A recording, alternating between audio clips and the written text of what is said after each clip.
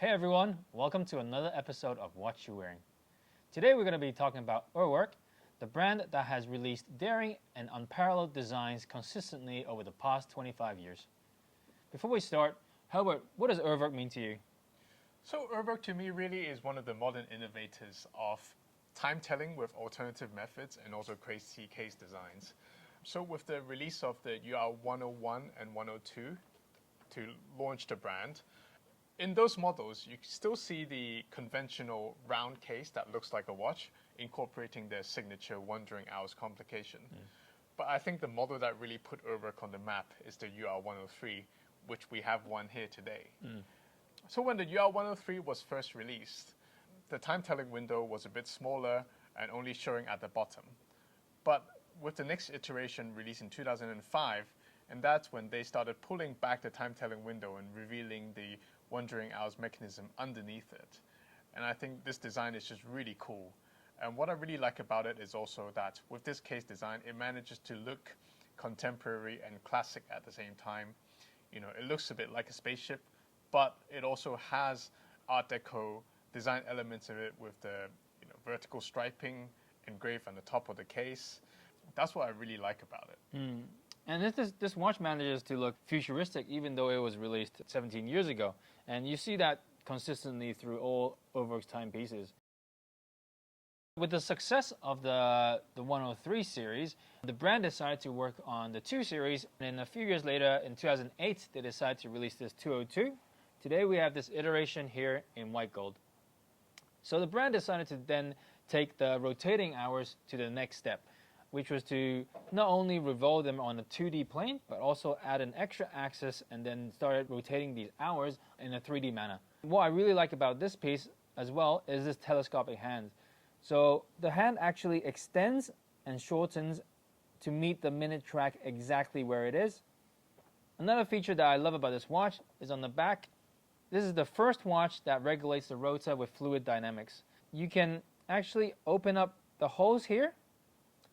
There's an air chamber that allows the airflow. If you close up the holes, it restricts the airflow. The rotor doesn't move anymore. So it goes from being a fully automatic watch to being a fully manual. So the reason that they've done that is to protect the wear of the watch if you're doing something with rigorous activity, playing a sport.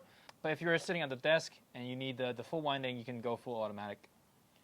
Yeah, what I really like about Urwerk is it really manages to incorporate features and functions that they've developed over time into all of their watches. So what you see here in the 202, the rotating cubes here, it's actually developed in the Opus 5 piece with Harry Winston. And this is an evolution from the conic satellite that you see in the 103. And also the turbine winding system you see has also been incorporated in the UR 105 over here. So why don't we talk a bit about the UR 105 then? This piece, I believe, is the extension of the 103. So the 103 was discontinued in 2010. And then the brand decided to work on the 1 series again. And a few years later, 2014, they came out with the first iteration of the 105. Yeah, the 105 really is the successor to the 103 series in Urwerk's history. So when the 105 first came out, it actually didn't look anything like this. The 105 that was released in 2014, it was completely open, and I think it was a manual winding movement as well. But over time, it started incorporating features that they've done in the past. This became a fully automatic watch. This piece that we see here, the UR 105 CT Streamliner, came out in 2017, and this really was the final form of the 105 series.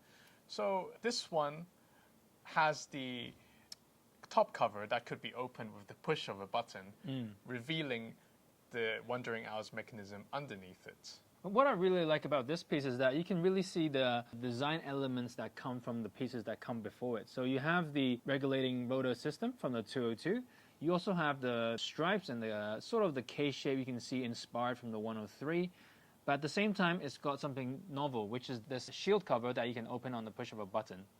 You can really see that Urwerk's design language has evolved over the years from the more classical kind of design to the more modern and aggressive type of contemporary design that you see in these two pieces over here. So why don't we, move on and talk a bit about the UR100?